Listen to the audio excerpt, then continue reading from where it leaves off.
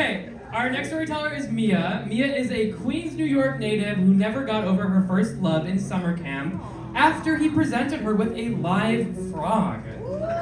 She's since realized that he was actually an evil sorcerer who cast a spell on her, condemning her to a lifetime of kissing frogs. Checks out. Let's give it up for Mia!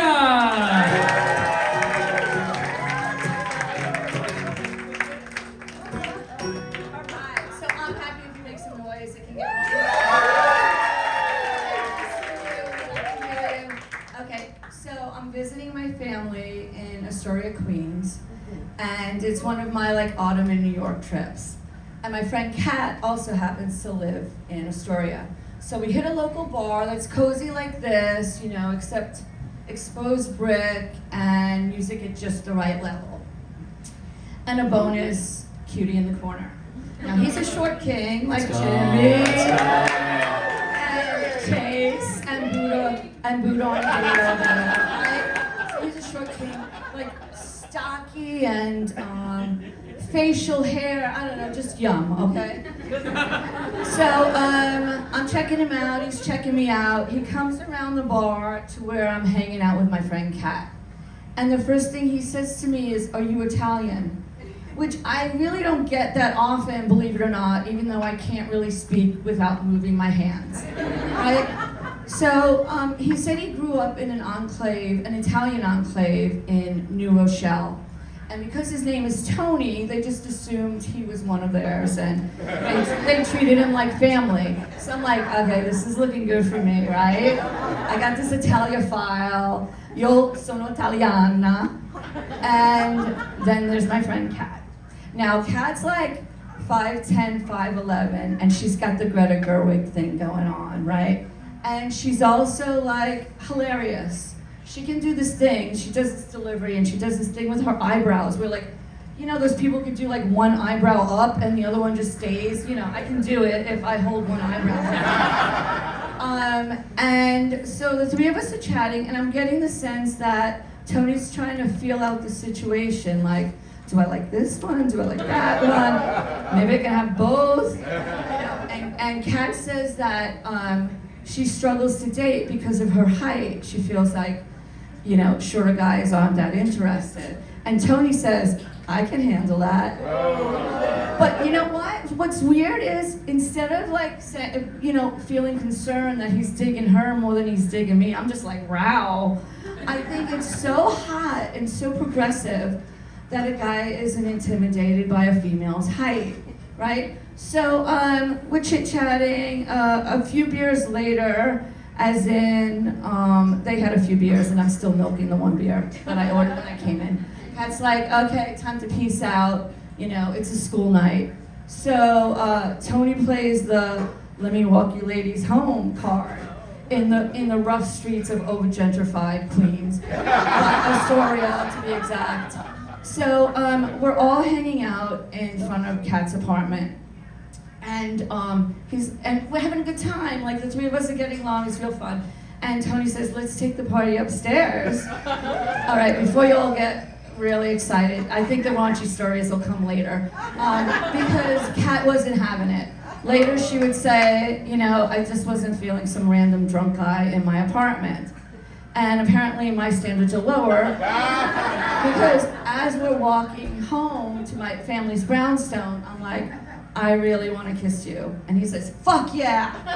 So we make out in the middle of the street, in the middle of the night, and then there's this delayed reaction as we're walking towards my family's brownstone. And I'm picturing the scene like one of these cramped New York apartments that we have, and my dad's there. So there's not going to be any sexy time over there. So we pull a Yui and we head over to his place and we have awesome sex, all night long.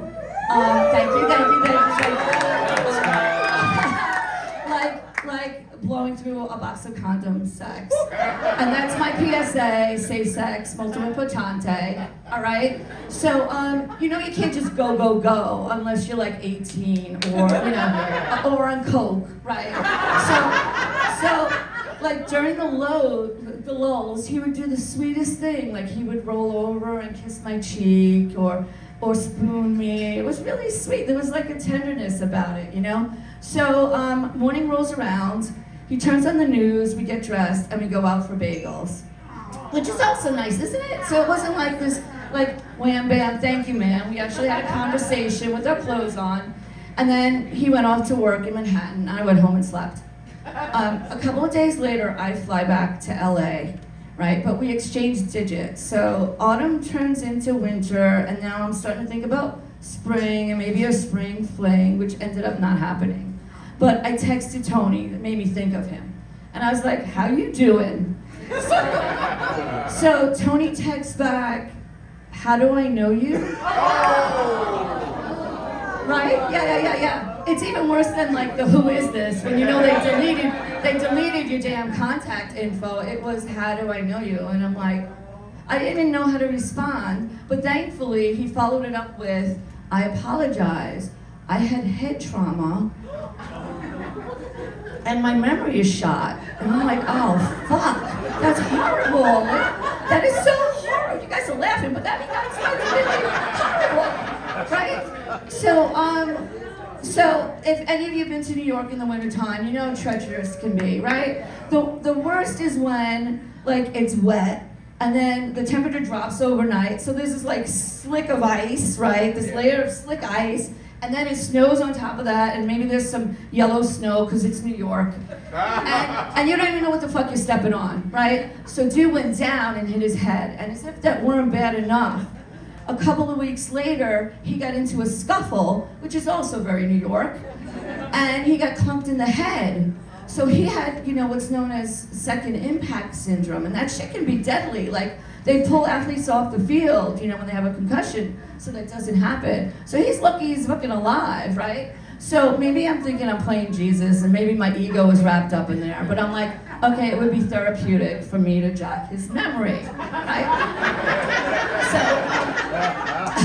So I didn't mention the marathon sex, right? I was like, okay, let me be like coy, and I'll just say, you know, this is where we met, and I had that tall friend Kat, and to see if that was enough. So he texts back, oh yeah, I remember you, and I'm waiting for it. I'm like, you know, like, how's that hot body of yours? Bring that booty on back to me. Like, you know, or we had marathon sex, blew through a box of condoms. That is unforgettable, right?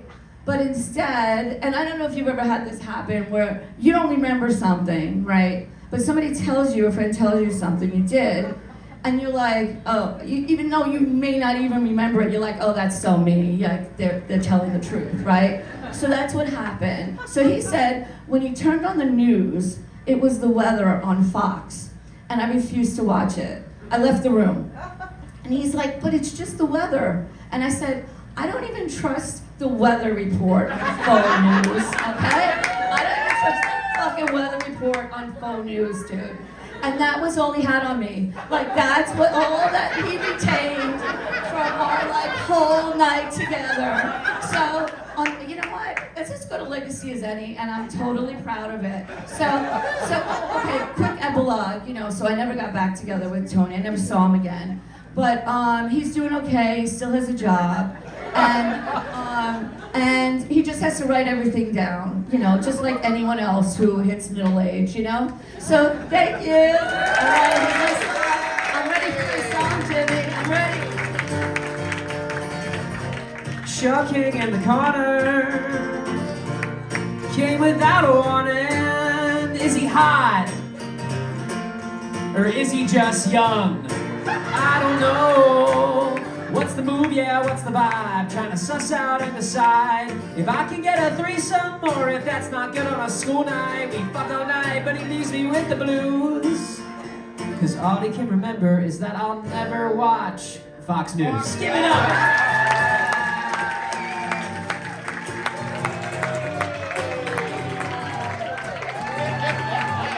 Give it up one more time for Mia.